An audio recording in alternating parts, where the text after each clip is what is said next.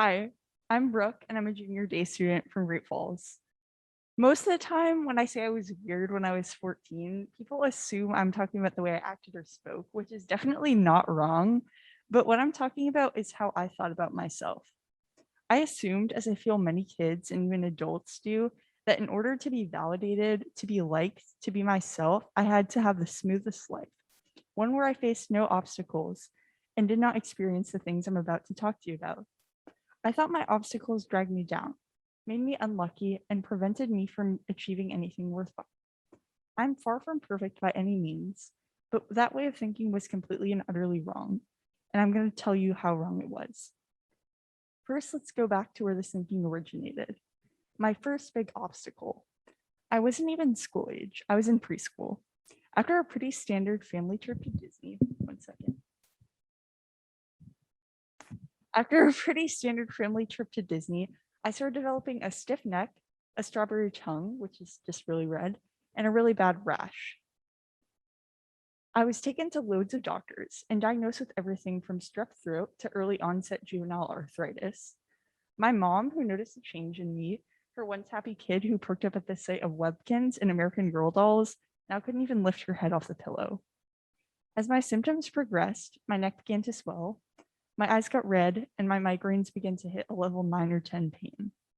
One night, I remember my mom brought me, or not even really brought me, carried me into the ER. She knew something was wrong. I don't really remember very well exactly what happened that night, but I do remember watching SpongeBob. Regardless, as for what I'm told, my mom refused to get me sent home from yet another ER in the span of 2 weeks. When the doctor said it wasn't just a virus, my mom didn't budge, and I'm glad she didn't, because otherwise, I probably wouldn't be here today. I was admitted to the hospital, and after many, many, many tests, the doctors found out that I did not, in fact, I did not have strep or arthritis or severe allergies, but I did have an extremely swollen coronary artery. The doctors wanted to take me immediately to open heart surgery, but yet again, my mom didn't budge, and I'm glad she didn't.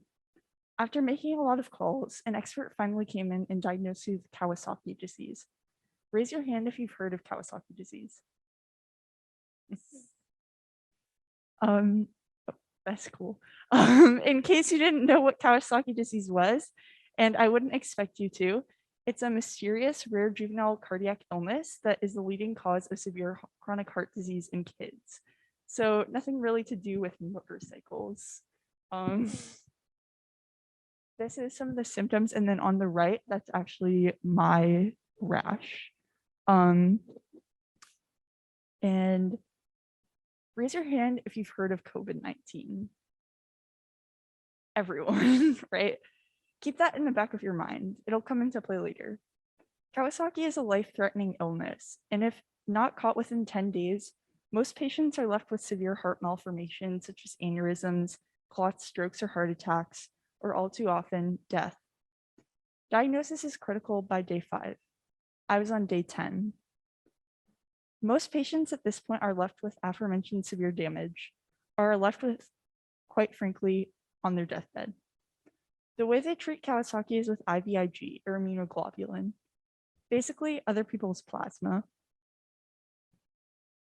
Most people need 1 round, but because of the acuteness of my version of Kawasaki, I actually needed 2 doses. Obviously, my family was relieved I survived, and although I really wanted to go back to pre-K and not take another few weeks off of school, besides this hospital state, when I was going through this, I was young, so I didn't really think much of it or about it. How I thought of it, at the time at least, was just the reason I went to the doctor so much, or the reason we finally decided to get the family dog we'd all been wanting. Shout out to you, Rosie. But after that, I resumed my life as normal. Fortunately, I didn't sustain any permanent cardiac damage, although I do go for checkups at the cardiologist periodically. And yes, I missed out on a lot at the beginning, but I was 4, guys, come on. But this did get me thinking, especially as I entered kindergarten. What do you mean not everyone goes to the cardiologist? It wasn't until about 2nd grade that I started to believe that obstacles, the thing I felt I began to face pretty regularly, were not the norm. One day, right before summer, in between 1st and 2nd grade, my mom and I got into a car accident on the way to school. At the time, it felt insignificant to me, just a crazy little story to tell my friends. But as I realized soon enough, it wasn't funny. And at the scene of the accident, no one was visibly hurt. A few weeks later, though, my mom was suffering badly. Her neck radiated pain down her spine to her legs, and I couldn't do anything to stop it. She had had spinal surgery years prior, but the accident just made it all worse, and my little second grade mind felt guilty, like I wished it into existence, like I did something, even though I didn't. Things got worse, especially at night, when I would hear my mom in pain when I tried to fall asleep. Is life bad? Can life get this bad? I wondered. Pretty soon, doctors decided my mom needed a pretty urgent neck surgery. One day, she left for the hospital and she wouldn't be back for a while. After surgery, she had to relearn how to walk, how to dress herself, and how to do basic things many of us take for granted every single day. As she left, my aunt and my abuela came, as well as my family friend. They helped them try to maintain normalcy, which they did a very good job. So well of a job, actually, that those moments were some of the most meaningful time I spent with them. While that was while that was working, I was nowhere near prepared for what would come ahead. That seemingly after my mom returned, I thought everything would go back to normal. It did not. As my abuela and aunt left, my mom came back, but she was different. That was me in the hospital. And then, okay. As my mom came back, she was in a wheelchair. She was tired and she was in pain. And the biggest difference was her spasms. She'd get spasms in her nervous system, ones that scared me and confused others. She'd have them at random times, so even I had to be prepared to take over if no one was home. It was hard at first, but I got used to it, and I think it made me better in emergencies. In public, I felt ashamed and I retreated. I wasn't ashamed at her, obviously, but I felt ashamed at the situation because I didn't know what to do. In elementary school, everything's really about conformity, and the fact that my mom had an extra set of wheels, I realized I was out of the norm. Back then, at least, I thought that feeling was shame. But now that I recognize it, it was so much more than that. I was confused, I was scared, I was angry. I was angry for a couple of reasons. Sure, definitely for the expected ones, the person who hit my mom, but also the people who felt sorry for me. I'm the type of person, even then, who wants to be seen as my best self all the time. So if someone felt sorry for me, I felt less than. I hated that I was getting the pity party. Conversely, I was also mad when people made fun of me, which did happen, and I don't blame anyone for it. We're literally in elementary school, and kids don't know how to react when they see someone with a difference. Regardless, each little point and stare, each question, it made me feel like there was something actually bad about facing hard things, that they caused other people to react. I remember specifically once, my mom gave a presentation to my class in third or fourth grade about her health issues. I felt so alone and did not because of what the kids said, but because what they didn't say. I felt invisible, but also the center of attention. If any kids with parents of disabilities or sicknesses or illnesses, I see you. I commend you. I know how it feels so isolating, but at the same time, so attention granting.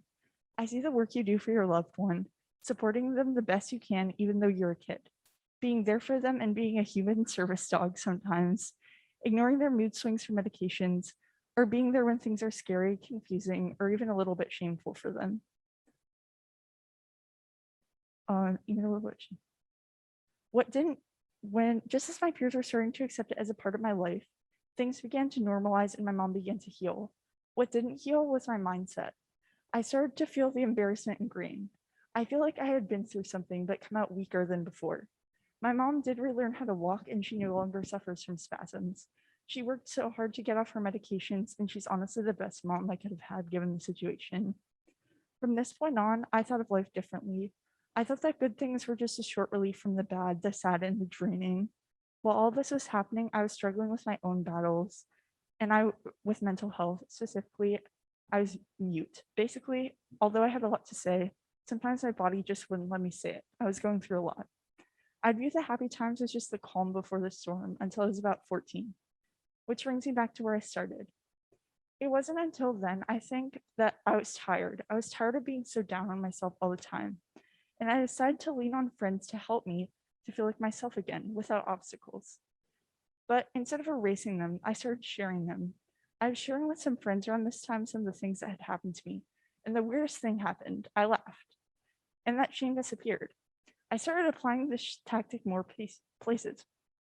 It proved useful. One time, me and an old friend were walking on the beach, and all of a sudden, we had a bucket of a bunch of stuff dumped all over us from above. The police got involved, and you think we'd be sad or scared, but you know what we did? We made a vlog.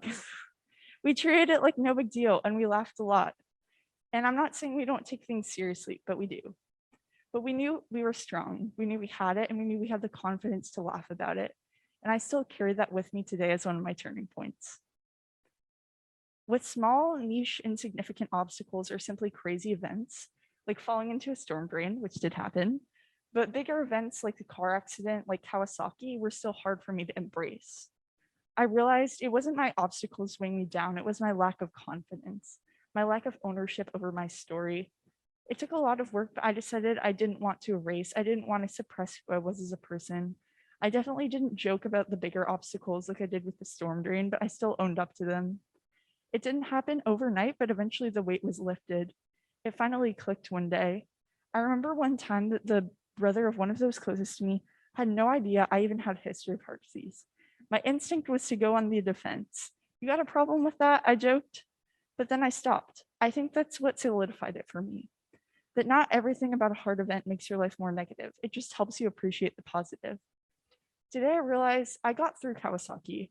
I got through the car accident, and I will get through everything in the future. And that is an accomplishment in and itself. What happened isn't sad or embarrassing, it's empowering. It's an asset, not something to drag me down. Because I got through Kawasaki, I'm able to spread awareness for KD as a TEDxYouth founding team member, and also with the Kawasaki Foundation. And I have my whole life. And even more relevant than that, remember when I mentioned COVID? Well, MISC, or multisystem inflammatory syndrome in kids, is essentially Kawasaki disease triggered by COVID. Crazy how life works, huh? So as the pandemic goes on, my disease is at the forefront of side effects for kids. This makes awareness and support all the more important. And I wouldn't be able to do that without my battle with KD. What I'm trying to say is, obstacles aren't a reason you can't achieve your goals. Obstacles aren't a reason to think of yourself as lesser. Obstacles do make us who we are, but because we overcame them eventually, not because we may have fallen or relapsed or gotten hurt. Not because as a result, we may have been ignored, neglected, or simply just sad, but because we can say we achieved them. In a way, obstacles are our greatest achievements. It's about accepting yourself. If someone doesn't like you for your story, you write them out.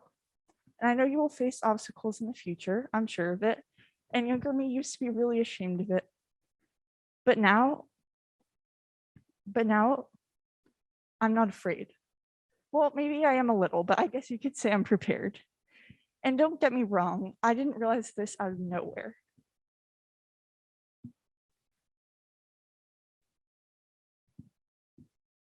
My people who stay up with me on FaceTime way later than we should, who help me, who accept me for who I am and what I've faced, including all my supporters over the years, my friends, my parents, my teachers,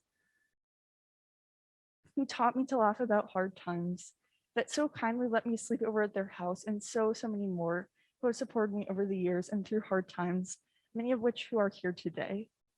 My family, my mom, my dad, all my cousins, my aunts, my uncles, and grandparents, specifically my aunt and abuela who helped raise me through hard times, and some good friends as well. For my uncle who isn't with me anymore but inspires me to achieve the goals he couldn't and to learn from his mistakes, and to so many others who supported me along the way. And to the TEDx team, thanks for letting me speak. And one last thing, I want to thank my hardships. I want to thank my failures, because without them, I wouldn't be as strong as I am.